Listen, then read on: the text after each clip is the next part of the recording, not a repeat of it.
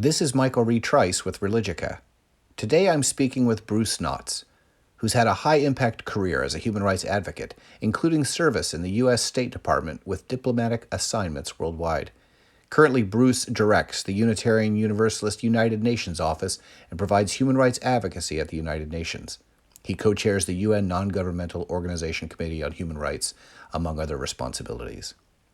When we sat down together, Bruce and I discussed whether there's a spiritual Hippocratic Oath. Take a listen. Well, I love the whole idea of human rights. I think I started off as an anti-racist, then I became a feminist, and actually quite a long time later in my life, I started actually advocating for sexual orientation, gender identity, inclusion, and I'm a gay man, so I was talking about myself. And somebody just told me today on a call, she said that, Bruce, you're much better at defending others than you are yourself. So I guess that's indicative of how my life journey went. Well, and you're living now in New York, and I know you're working right across from the United Nations. Could you tell us a little bit about your work with the Unitarian Universalists? Well, when I took the job in 2008, actually I was hired at the end of 2007, I told them, I said, if you hire me, I'm going to follow a very aggressive LGBT advocacy program at the United Nations. And they hired me anyway. And I talked to our then president of the denomination, Reverend Bill Sinkford, who now preaches in Portland, by the way.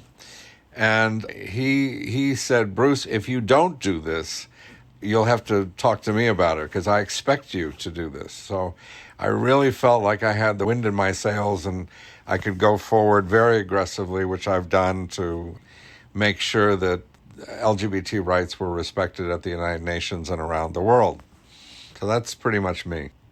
Oh, and I guess I should talk about my fabulous husband. My husband and I were married in Vancouver, British Columbia in 2006, because that was the only place we could get married at the time. He does event management. He works New York and Tokyo Fashion Week, and he works for Apple. And if we have a Democratic National Convention, he'll be working there too. Well, and you and I have had work years together in the Parliament of the World's Religions and other capacities, but one of the last things we did together was actually a meeting at one of the United Nations offices. It was actually for the religious, where all of the religious affiliated groups meet. Could you say a little bit about that office? You have a number of colleagues there that the listener may not have an awareness that this exists. It's called the Church Center of the United Nations. It's owned and operated by the Association of Methodist Women.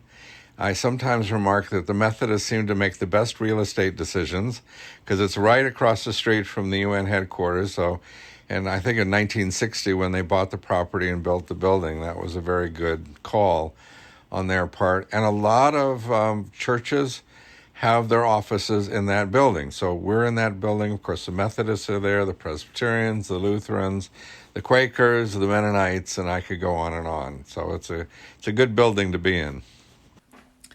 The pandemic age has a way of changing the basic assumptions we have about ourselves, about safety, about social well-being, and even about how we go about living our daily lives, like walking into a grocery store. Would you say, has that been your experience as well? Has your life been changed where you are now in New York City? Yes, and I'm the kind of person, and as a person of faith, I think all of us are the kind that craves community. And we get together to worship, we get together to do good works, that's part of who we are. And not to have that community, or at least to have it only virtually, is something brand new. And what I'm finding is that you can have community virtually. I think all of our church services are now done virtually. I think maybe our General Assembly will also be virtual. It's the first time we've ever done that. And certainly I will miss the human contact, hugs and all of that. But we can be with each other, and we are with each other using the technology we have. But it's something new to all of us. I want to ask you about the moral responsibility that all religious and spiritual traditions have today. But picking up first on your point, although we're emphasizing social distance, what is the role of religion in terms of emphasizing spiritual proximity at this time. That's also crucial, isn't it? It's absolutely crucial, and it's why we try to meet how we can to keep those connections alive. And, our obligations for service are not done. It's harder to do service, and I think one thing we have to really thank, and I think there's been a lot of public displays of thanks to our first responders, to nurses and doctors and people that are not at home in isolation, but actually on the front lines and risking their own lives and sometimes their families in order to help those in greatest need. And we need to do whatever service we can in whatever way we can in this pandemic and be prepared when things start to open up to really help those in great need, because some people have been plunged into utter poverty and destitution and terrible situations. And I think it's our obligation as people of faith to help them. We hear often in society an emphasis on certainly gratitude toward those health workers, doctors, nurses, and others, and a kind of Hippocratic oath that they have to do no harm. Do religions also have a kind of Hippocratic oath, and how should they be living that out today in very local form, do you think? So this is a pet project of mine. I talk about it quite a bit. And it's one of the things that really disturbs me about religion is that often religions do harm. And that should be the furthest thing from us. No matter what we believe about anything, our baseline has to be do no harm. And we should be able to graduate from doing no harm to doing some good. I am a gay man myself, so I kind of live in the LGBT world. And religion should not be doing anything to harm LGBT people. And that means no violence. That means no keeping people away from education, healthcare, housing, jobs, or worship. Religions can think, okay, same-sex marriage is sinful, and they will quote Bible verses. Fine. If you want to believe that, if you want to debate that, that's perfectly fine. But it should not bar a gay or a lesbian or transgender person from worshiping in your place of worship because you allow adulterers to worship and you know they're there. You allow people that are cheating on their taxes or gouging people in their stores or whatever things that people do. They're all invited to worship and they're welcomed into our worship places, and we're hoping that they become better people through the experience. And nobody should be an exception to that. And certainly people, just because of their sexual orientation or gender identity or the color of their skin or anything else, should be barred from the blessings of worship and community. So it's starting with do no harm. And then when you accept that, okay, we're not going to do any harm, just like doctors and nurses take that Hippocratic Oath to do no harm, then is there something we can do to heal? Is there something we can do to help? Is there something we can do to inspire and to motivate? And religions are very good at that when we try to, when we actually get down to it. And so that should be what we should be about, is inspiring, motivating, educating people to do better. It seems like in a time of retraction, however, narcissism has very little place to hide. It feels like a bright light is shined on it. It's relatively indefensible. Religion should have something to say about this knee-jerk reaction to defend and retract at a time when we should be hopeful and giving, don't you think? Well, that's been one of the most disturbing factors of where we are today, is that we do see, as you say, this narcissism and really reprehensible behavior and words, and most of our religions are silent, and we should not be silent in these moments. One thing that religion has always been able to do is speak truth to power. And we are called on to help the stranger. And our refugee policies are horrible. What we're doing to refugee children is horrible. And yes, some of our faith traditions have spoken out about that, but others have been silent or even complicit. And yeah, this defunding of the World Health Organization at the moment when the virus is spreading to the global south which are some of the most vulnerable parts of the world, and with, compromised health systems much more than our own, they need the World Health Organization more than the more developed countries.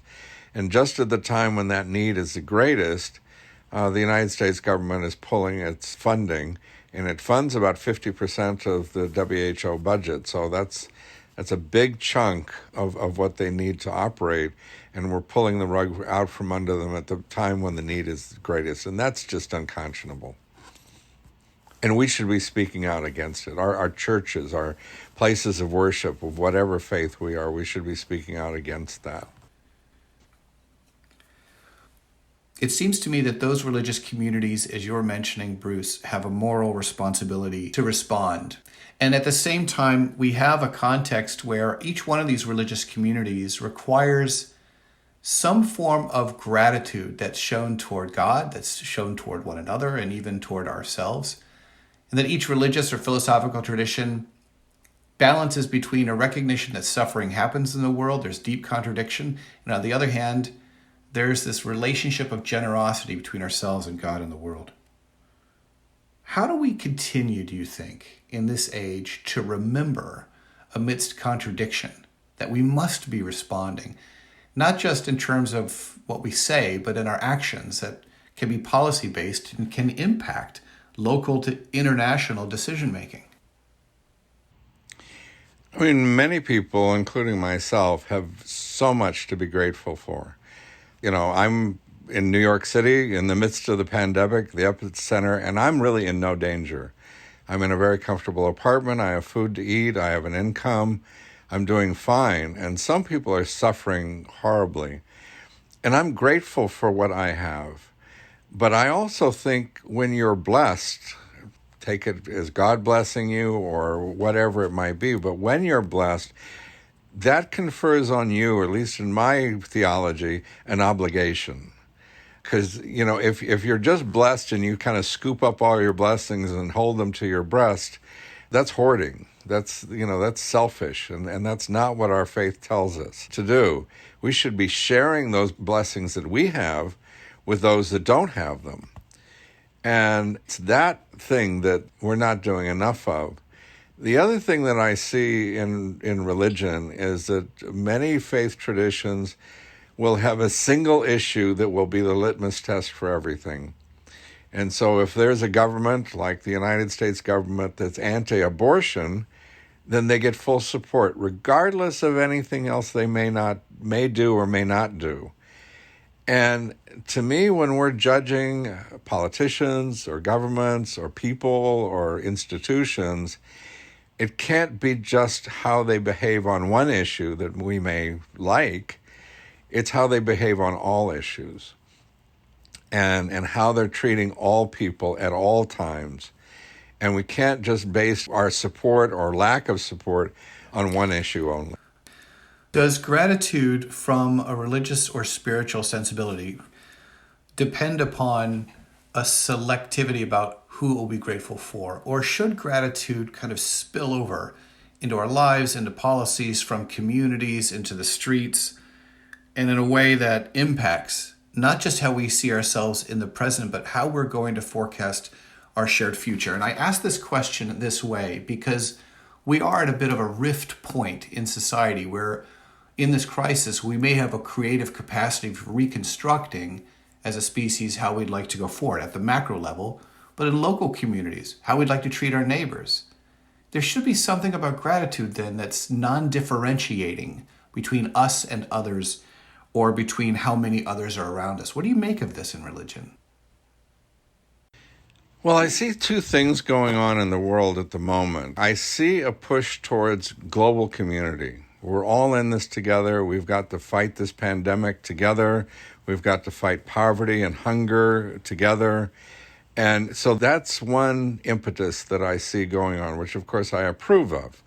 The other is the opposite.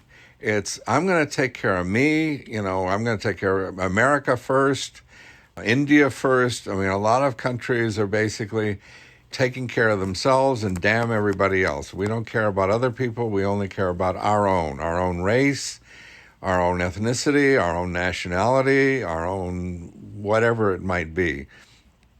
Sometimes I see religion is acting like their football teams. You're rooting for your football team and, to hell with the rest. And the fact of the matter is that we're all in this together, and all people of faith should be working together, supporting each other, and sharing with each other, and taking care of everybody without exception. You are listening to Religica. Check us out at religica.org and follow us on Facebook.